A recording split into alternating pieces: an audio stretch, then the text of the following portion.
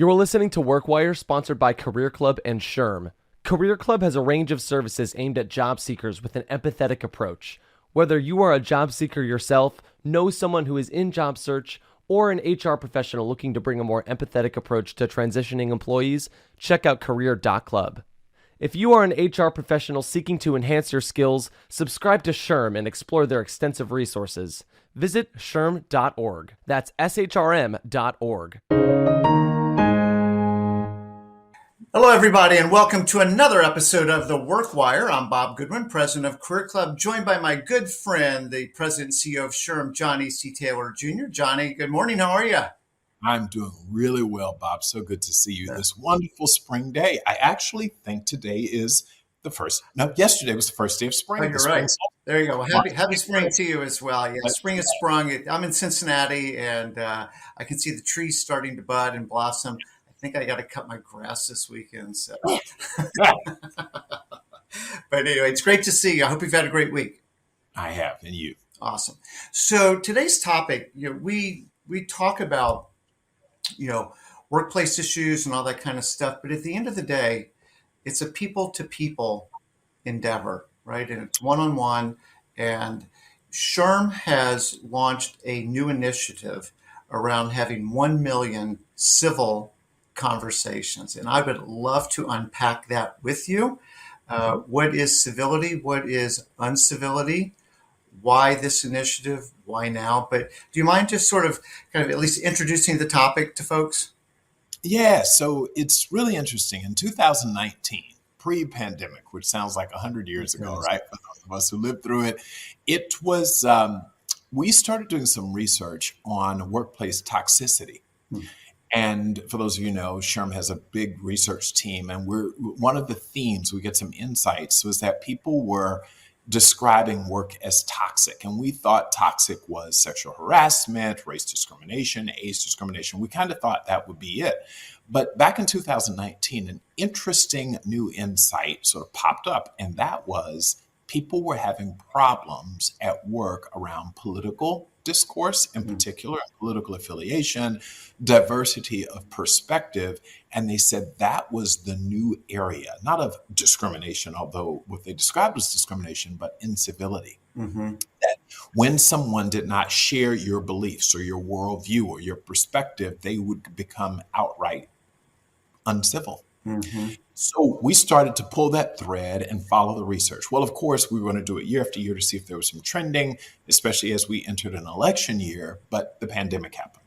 So a whole bunch of things played out and complicated life. Well, we came back this year and we have been capturing the data, but in 2023, no surprise, the incivility increased. The toxicity in the workplace increased. And we were curious about why. So we've done a lot with some data on what we think is going on and the what exactly is occurring. Yes. But more importantly, what are we going to do about it? Out of that came this idea that the human resource profession, where we have essentially 161 million people every day who go to work, even if it's working remotely, as a captive audience. That's half of the U.S. society. Yeah. So the idea is we can actually influence perhaps the broader society around civility, respect, the ability to disagree, but not be disagreeable. That we can do that in the workplace because it's one of the few places where, aside from the courts, we actually have jurisdiction to penalize you. Right? If you don't engage in this kind of behavior, then we have the ability for there to be consequences, whereas you can typically be rude, disrespectful, uncivil to people without consequence, right? So that's where the idea was born. And we said, just imagine if we could have, it's the beginning, 161 million people in a 335 million person country and globe of $8 billion people. We know that 1 million may actually seem like a small number, but I think it's significant because you're building a new behavior in people. And the idea is that be civil toward each other, especially in my mind. When I heard about million civil conversations, one, I thought the number was small. I said, why not to 100 million? Surprised Johnny Taylor thought that. But then what I really thought was important was, if I could qualify it, I'd say have 1 million civil conversations with someone you actually know you don't agree with. That's the real driver here, is having conversations. I can talk with Bob you forever. Love you. I agree with you 99.5%. Like, but what if we could have what if I found someone who I thought was actually very different than me and saw the world differently and made myself develop that muscle that can have a civil conversation? Yeah. So let's kind of like you said, I really like one that's data driven, right? Yes. And so Yes. and I really like that it was a surprising data point. Yes. That it wasn't just confirming kind of what we thought we would find in the data, but something new kind of popped up. Um, as we talk about incivility, what does that look like? I mean, I know it's not a test, I've got it written down, but like on your website, there were 5 different kinds of behaviors that were Yes. identified as incivil or uncivil. What's the negative of civil? I often say I like incivility as a word. I think the word it might be uncivil. We'll go not civil. Not civil. How about that? But what are some of the things? Let's just double click on that for a minute and help people see what's below this term of not civil, uncivil behavior. So you're looking at the website. You tell me. I'll tell you. But I know them all. But yeah, I mean, the first is, well, you tell me. But obviously, we all know this idea of you literally shut someone down. Like you talk over them, you are disrespectful, downright rude to them, you are minimizing their humanity, Yeah. right? That's one. Secondly, one of the ones that we talk about is the opposite of that, which is you don't hear them at all. You literally silence them, you cancel them, you shut them down as if they don't matter. So either I talk over you or I ignore you. We see that play out. We've also seen literally people get into physical disagreements at work. That's arguably the most uncivil of all, is to actually play that out in fisticuffs. And there are others, I'm sure. Yeah. So there was just being disrespectful, interrupting, excessive monitoring and micromanaging, which I think is really interesting. The one that you just said with ignoring, and then the last one, I guess fighting would fall into this definition, but unprofessional body language. How about that? Yeah. Yeah. So as we're in a presidential election year, I read a statistic yesterday. I think this was a Gallup poll, but Yes. the broad number is like 25% of people would not want to work at a company that does not share their political views. Yes. And then with Gen Z, that was 45%. Yes. Would not, Yes. which to me is sort of like seeking homogeneity rather than, and I love how y'all do this. You don't say DEI, you say IED, but inclusion and like no, I want to be around things and I want to include people who don't necessarily see the world the way that I do. And yet we see that there's a pretty big chunk of people out there like, no, I'm very tribal. I really kind of only want to be around people that see things. And does that drive some of the incivility that we see, do you think? Well, of course it does. And it's interesting because I've challenged people who sort of respond that way. I respect and understand their point of view, but I explain to them, I thought you were the very person who said you valued diversity. Diversity is by definition about difference, right? And so we're valuing people who actually see the world differently. We make that case all the time. It's why we think diversity is so great for business, is because having people who have different points of view, different ways of seeing the world will make you have a better product, a better service, be better to your customers, etc. So that's the very thing that we all thought was like the thing, right? Mm-hmm. All of a sudden you don't want that. But here's a more interesting one, at least from my perspective, when we talk about this. When you say you only want to be at a place that with which you are aligned with its political values or what have you, or any number of values, you do so because you are seeking belonging. Yes. And you know where I'm going to go, right? Mm-hmm. In some ways, all of this work about making people feel like they belong is the opposite of diversity.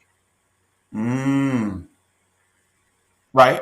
Because if you I naturally belong or feel like I belong better when I'm with my family members because I know them. We have shared values, experiences. That's an easy one. I am not unhappy when I'm outside of my family, but I feel like I belong less. And I think all of us, if we're being honest. So the problem is the pursuit of belonging could in some ways run afoul the goals of diversity. And that's what you've described to me is, and I got one other factoid that Please. I found fascinating. ABC News did a poll now a year, maybe 2 years ago, about a year ago, where they found that college sophomores said that it's right at about a half or a little, maybe more than half said, I would not want to room with someone who was of a different political viewpoint and affiliation. Now, just think about that. For as many victory laps we take right now, right, about how great this new generation is and how they embrace diversity, etc. Yeah, in some ways, different dimensions of diversity. They're better on race, they're better on gender, but they're not so good on this other dimension of diversity called viewpoint diversity. Yeah, but that, to your point, that's the irony of the whole thing, but it's what I appreciate about kind of unpacking this with you, Johnny, because it's not linear. No, It's much more complicated than that's right. that, and so we say we want diversity, but the kinds of diversity we're already comfortable with. That, which is why we're forcing these conversations. We're trying to force people to have civil conversations. And as I said, my modifier, this is not SHRM. SHRM has a million conversations no matter what, civil conversations. I actually am challenging people, really push it, right? Instead of doing 5 push-ups, do 10, right? We want you to do push-ups, but do 10. And the 10 is when you go have a civil conversation with someone who you are likely to want to be uncivil with, right? And that's a real test. You know, we haven't said this word yet, but I think that's very relevant to this, which is empathy. Yes, And seeking to understand another person's point of view, not just to have a platform for my point of view, that's right? And what is the I think it's Stephen Covey, but if you seek to be understood, seek to understand first. It's like I want to understand where you're coming from first, okay, and then maybe that will I get new information, a new appreciation, but something that then I've kind of you know earned the right now to share maybe where I'm coming from. But this belonging, and I am so glad you brought this up because as I said earlier, we tend to be tribal. I mean, just look at human history. We are a tribal species, right? yep. And so we do, All species generally are. yeah, fair enough, Right, right? Birds of a right. feather and all that. But in the workplace, you have got a heterogeneous group of people together, and it's interesting. It's sort of the intolerance of tolerance used to be an expression, but Yep. I like it when you're different, except when I don't like it when you're different. That, And I think that what you're saying is this viewpoint issue is really important. So let's activate this a little bit. yes. How would that conversation? So I know that my colleague is for the. Let's just talk about the presidential election because that's easy. Is for the other candidate. Whoever I'm for, they're for the other person. Right. And how do I engage in a quote civil conversation when I feel like I'm actually just lighting a fuse for a bomb that's going to go off? Context matters and literally place matters, Mm. right? So one of the things that I've encouraged at SHRM, a couple of things, even in my own workplace, I've said, I will actually buy you lunch. The company will buy you lunch if you'll go to lunch with someone you don't know. So just something as small as that. See, the temptation is if I said, we'll pay for your lunch today, we go to lunch with someone we know. And we generally go with groups of people we know. And so thus the belonging thing, yeah, you've come back from lunch feeling better, but we haven't advanced the organization's goals of inclusion, which is making us this diverse workforce work together so that everyone feels like they're included. So just a tactical thing I've done is encouraged employees, if you go to lunch with someone who is different than you, and on viewpoint, on gender, on race, name it, I'll actually pick up the tab. Mm. People managers can do that. I've done that. It's not a SHRM-wide thing. I've encouraged it. But We do it in our departments. And so something as simple as that, going to dinner, going to lunch with someone who is different than you, and you're going to learn, frankly, about those differences. The other thing that we strongly encourage people to do, and I think is to actually, if you know where someone stands, go have a walk, go grab a cup of coffee, walk around, go see. I just want to understand. I start with, make me understand how you feel about X. You're going to vote for Trump, I'm voting for Biden, or vice versa. Let's talk about it. Why? The question why is so powerful. That little 3-letter word is so powerful. And listen to understand, not to respond, right? To really, to your point. So please repeat that, Johnny. That is the whole thing. Hey, you can, all of it, unless you can't hear it, you're going to hear it. So the question is, so tell me, why are you going to support Biden? And not with judgment, not with anything, and not with interruption, but hear the person out. There may be a very logical reason that person's voting for candidate A, but that you won't, because you don't have the same value systems in that regard. This doesn't matter to you, it matters to that person. Got it, check. But hear them out so that you can actually understand. That's the root of this empathy thing that I've been talking about for a long time. The empathy gap, the empathy deficit is that we don't do it. We're ready to tell you, and we always want to respond, right? Like, yeah, but it's like, no, hear them out. And then, to be fair, explain why. You're not trying to win them over. Just explain why you select a different candidate and go a different path. And that goes a long way. Now, you've got to have guardrails and rules, and that's some of what you'll see on the website, on that microsite, where we tell you, you have to have rules of engagement, like, right, including listen to learn and understand, but also, no matter what someone says, as appalling as you might find it, you cannot take this personally, or it defeats the whole game. And can I just tell you a very personal, I didn't plan to tell you this, but I'm going to tell you. So I had an employee who once I learned that he had made some really negative comments about African Americans on his own time. So it wasn't at work, it wasn't the subject of an EEOC complaint or whatever. But I learned that this is who this person was, or at least what they said online. And I called him and I said, I really understand what prompted you to say that online about Black people. I thought you and I were good, right? I'm like, you're not. What's going on here?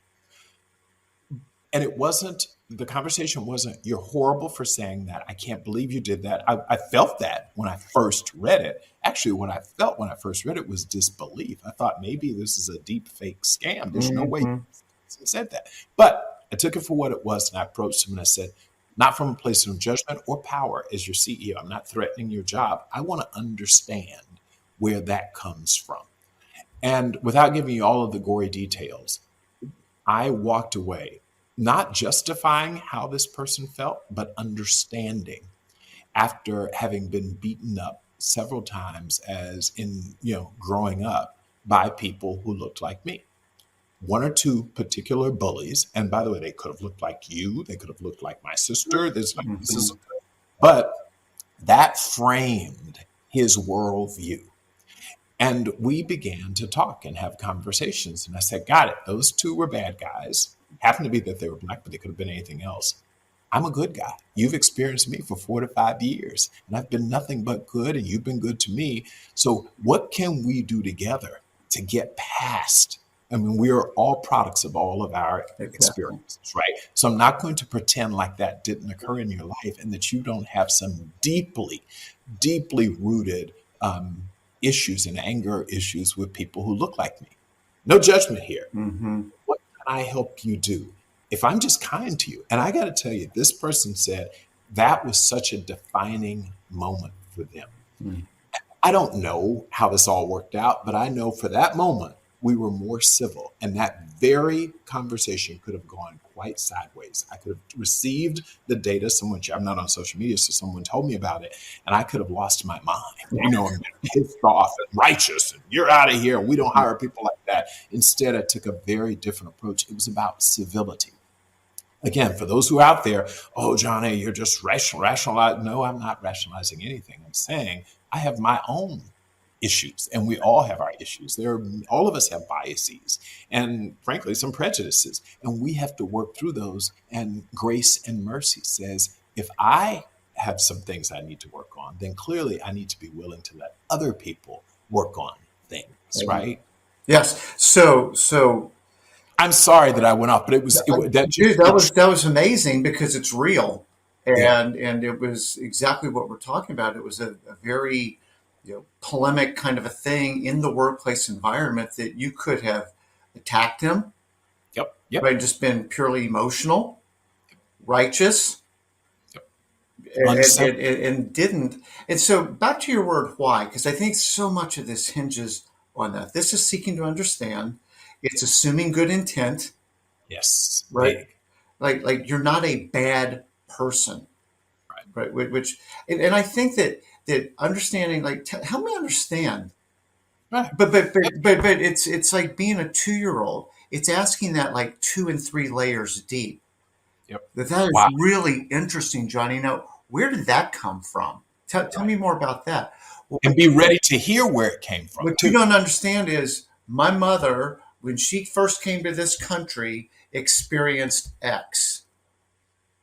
Right, Oh, right. But we live in an MSNBC, Fox News kind of a world where it's not a conversation if it's not a debate, that's right? And it's not, interesting unless you're at some extreme of it. And yet, what we're talking about is, no, I want to understand you. Like, and we will likely walk away from this conversation not agreeing on right. that issue, but at least I now understand better. There's a book. This guy's Roger Fisher. He wrote the book Getting to Yes. You're the lawyer on the call. Are you familiar with this book Getting to Yes? Right, and I think they were originally kind of coining win-win and all that stuff. But what I took away from that a long time ago is that rather than be focused on the person's position, understand their principles. Ooh, I like. And so if you like, this is what I want. Okay. Can you help me understand why that's what you want? Right. Well, I've got this pressure, that pressure, this other thing's happening. I did this before I got burned. So this is why I'm demanding what I'm demanding. But when you can unpack it and kind of get past the surface Right. and really back to why, tell me why you feel this way. Tell me why this is what you want. Yep. You find that there's maybe a creative solution. And again, in a civil conversation, we're not trying to persuade anyone of anything. Right. That's the talking over, waiting for you to be quiet so I can say what I want to say because I'm actually ignoring you. But this getting it that just help me understand because I genuinely want to understand. I think is huge. I think that's really kind of what it revolves around. Well, and that's at the crux. I mean, at the root of this entire. You cannot have a civil conversation. I'm going to say something that I'm thinking through as I say it. So, guys, you all are seeing me live. Ideate. You can't have a civil conversation if it isn't rooted in the why, because otherwise, I'm just here to win the debate. Exactly. That's what I'm And saying. Exactly. louder than you. I'm going to be ruder than you. I'm going to be more dehumanizing than like that's how you take someone down in a fairly brutal battle. And our society has really devolved into that on almost every issue. See, it's not just politics. In fact, everything has become politics. I mean, race is politics, religion is politics, this is politics. Everything has become political that we know how you think because you're right or because you're left. And so everything has become political. And in that context, it's the gloves can come off. And let's face it, you and I know that over the last several years, it's gotten worse. Like there's a way to actually have a debate, but not resort to name calling, not resort to mischaracterizing intentionally something that occurred, and both sides have done it, right? Both sides. I remembered, former President Trump's name calling everyone, Yes. childish, puerile, totally out of order. I also remember Vice President Harris taking the context of now President Biden than candidate Biden's supporting busing at the time and turning that into, like, you can totally take any situation and flip it. And both sides have done it. And all that does is lead to more incivility. So we really have to step back and say, first of all, reasonable minds can disagree. In fact, reasonable minds oftentimes do disagree. It's all in the how. So we went from the why to the how. If we solve for those two things, how do we speak to each other as human beings? We're not animals. I love watching television. You see I'm a big Nat Geo guy, and you see the two rams that disagree and they lock heads and they fight or a bear and one walks away all sliced up. We're better than that. We're at the top of that chain, right? Human beings should not have to walk away with you showing scars from a disagreement.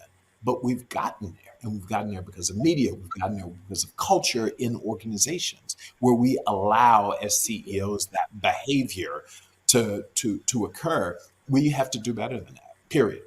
So let's, and I want to be mindful of the time, but let's just sort of imagine I walk into the coffee room at SHRM, and two other people are making coffee, and they make some very derogatory comment about Trump's a criminal, Biden is out of his mind, like whatever the issue is. And yeah, man, like anybody that would vote for them said, filling your favorite curse word, is an idiot. How would in 1 million civil conversations could we diffuse that or redirect that kind of a conversation to be more civil? Yeah. So, I've actually been in that situation when I've heard someone going off on, Biden's age. And I walked up and I said, do you have grandparents? At some point, they are a little bit more forgetful, It might be 70 for some, 90 for others, whatever. Yeah. I appealed to empathy to say, how would you like if someone were attacking your grandpa or your grandma who's doing their best? And again, this isn't about vote for whatever you want to vote. That's on you. Vote on the issues, but to make generalized statements about older Americans and to mock them for getting old, something all of us hope we get to, right? The alternative is not particularly attractive. And it was really interesting because and it wasn't judgment filled. I could have said, I'm going to report you to HR for that. It wasn't. It was like, dude, really thought about that? Is that the right way for us to talk about and treat other people? And you get these aha moments from people. They're like, I guess so. Yeah. So that's what I do is I confront it. And I found that in confronting, it's not about judging the person. They're going to judge themselves, believe me, whether they do it openly to me or back home that night. But it's making them see the other side of it, see the other human being on the other side of it. And it may be your colleague who's standing there, who's got a grandparent, for example, who's experiencing dementia or Alzheimer's. And so you don't even know that in the process of you attacking what you think is just a political figure, you're now really creating angst and anxiety for your colleague. And so when you put it that way, it's amazing how you diffuse it. Mm-hmm. So it's not argumentative. Again, it's not a power play of the CEO telling me, oh, he must be a Trumper if he's sitting, or he must be supportive of Biden if he comes in, defends and attack. Like, no, it's none of that. It's about the humanity in us, and whether and one day, so just keep waking up. My grandmother would always say, keep waking up. All of the things that one day you will find yourself having to live up front with all of that. I was in Birmingham, Alabama, I'll tell you real quickly yesterday, and we were, it was a big discussion it was actually Wednesday, the days are blurring together, about the formerly incarcerated. Yes. And I have to tell you, it's real easy in this environment where the headlines remind us every day that crime is out of control in various cities around the country to get really, really tough on crime and not see people who've made mistakes as people, and to forever want to resentence them, including not giving them opportunities to find new jobs. It was amazing just sitting there listening to the conversations. And I said, maybe I should think a little differently about it. I'm a law and order guy. And I told the audience that when I was there. I said, to me, if you commit the crime, you serve the time. I'm real simple. But as I listened to these people and understood from and I had to truly listen because it was literally, it was against everything that I fundamentally kind of believe in the law and order mentality. But I left there changed, and I was able to allow them to express themselves, and I expressed myself, but always civilly.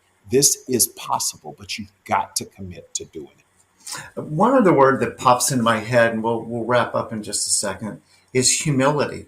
Maybe I Yes. don't know everything. Oh, fancy that. Maybe there is another point of view here that's worth taking into consideration. And I do feel strongly about X issue, whatever it is, but I'm open to learning something different.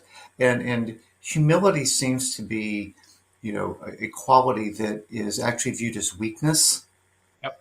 right? Yep. And unless I'm just like, loud and proud on whatever my issue is, well, you're not a true believer and whatever. It's like, no, I may not have all the information, to be honest, or maybe there's a different way of seeing this. But, humility and empathy, I think, go really hand in hand. Yeah. And so if people want to learn more about how to drive 1 million civil conversations, what can they do? Well, same site you're looking at, SHRM.org. We have a great, and I'll just get to SHRM.org. I could give you the 1 million. So just SHRM.org, click on it, and this is available to anyone, not just members or HR professionals, but anyone. And we have, as you pointed out, we have resources. So we have data that tells you what we know is happening in your workplace. We have research to tell you what you can do about it, and then tools that you can actually use to implement. We have the 1 million civil card, the conversation cards, mugs where you actually sit down and have tea or coffee or whatever you want. But yeah, just tons of resources to unpack it. I would just say, and thank you, Bob, for giving us the opportunity to talk about this. It feels like a big SHRM commercial, but it's not. It's about our society. Amen. Exactly. It's about humanity. And that word that you mentioned at the end, humility, is everything. It's everything. Yeah. So I appreciate, it's so easy to provide the platform for this because it's such an important thing. We spend so much time at work and, we want to enjoy our time at work. We want to enjoy the people that we work with. And at a time when, there's artificial or augmented intelligence and all that, this is the real human intelligence piece that you guys advocate to get to ROI. And so I appreciate everything, all the resources and the prestige that SHRM brings to the workplace, getting behind something that makes it just more civil. And that's a high order good that you guys are seeking. So thank you. Absolutely. Awesome. Good to see you. Good to see you, Johnny. Thanks everybody for checking. Yeah, not the U. Come on now, we got to be the W. Get it right. Thanks everybody for taking a few minutes out of your day, and we hope that our conversation today motivates you to maybe just ask a couple more questions, give a couple less answers, seek to understand, and be the model, the leader at your company, wherever your workplace is, to have more civil conversations when you see something to defuse a potentially volatile situation, and just model the kind of behavior that is a society that we would all want to live in. So again, Johnny, thank you so much for your leadership in this. Thank you everybody for listening, and we appreciate your time. We'll see you on the next episode of The Workwire. See you then. Check out career.club for personalized help with your job search. Visit SHRM.org to become part of the largest human resources organization worldwide.